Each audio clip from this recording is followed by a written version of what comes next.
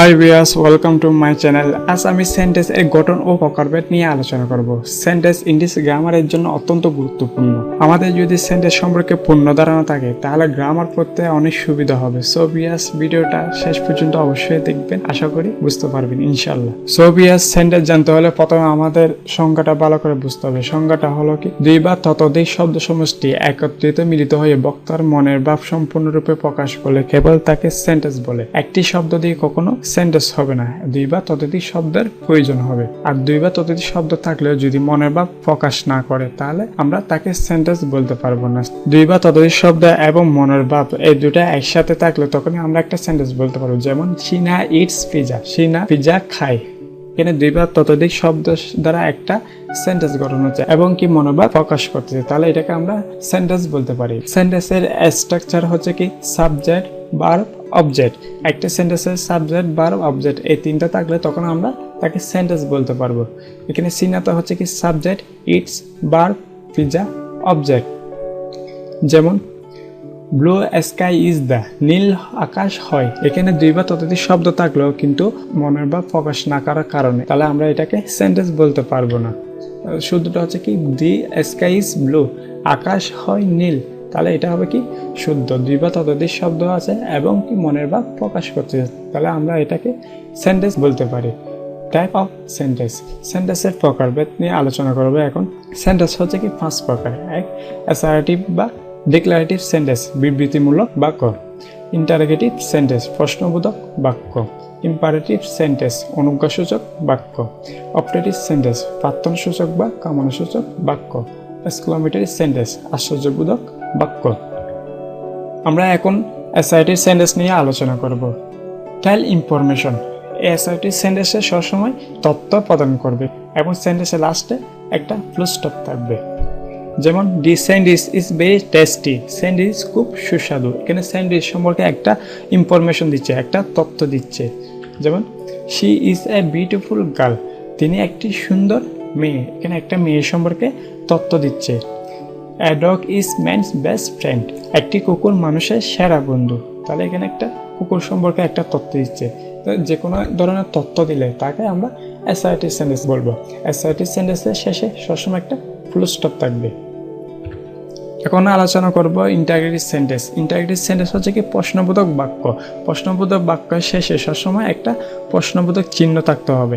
প্রশ্নবোধক হচ্ছে কি আস্ক এ কোয়েশ্চন, সবসময় একটা কোয়েশ্চন করবে।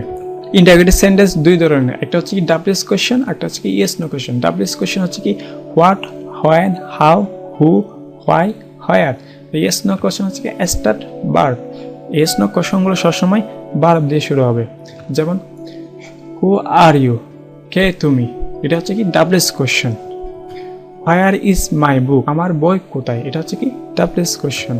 হাউ আর ইউ, এটাও ডাব্লিউএস কোয়েশ্চন, কেমন আছো। Do you have any pen, এটা হচ্ছে ইয়েস নো কোয়েশ্চন। এই সেন্টেন্সটা ভার্ব দিয়ে শুরু হয়েছে। এই সেন্টেন্সটা আনসার হবে ইয়েস অথবা না। তোমার কাছে কি কোনো কলম আছে, হ্যাঁ অথবা না, দুইটা থেকে একটা আনসার হবে। এই ধরনের কোয়েশ্চনগুলোকে বলা হয় yes no question. Imperative sentence, give command or ask for request. Imperative sentence তিন ধরনের হতে পারে, রিকোয়েস্ট, অ্যাডভাইস, অর্ডার। রিকোয়েস্ট হচ্ছে কি অনুরোধ, অ্যাডভাইস উপদেশ, অর্ডার আদেশ। সেন্টেন্সগুলো সবসময় ভার্ব দিয়ে শুরু হবে এবং সেন্টেন্সের লাস্টে একটা ফুল স্টপ থাকবে। যেমন গো টু দ্য ব্ল্যাকবোর্ড, ব্ল্যাকবোর্ডে যাও, এটা হচ্ছে কি order. Don't quarrel with anybody, কারোর সাথে ঝগড়া করো না, এটা হচ্ছে কি advice. Please give me a glass of water, এটা হচ্ছে কি রিকোয়েস্ট, আমাকে দয়া করে আমাকে এক গ্লাস পানি দাও। এই সেন্টেন্সগুলো সবসময় ভার্ব দিয়ে শুরু হবে।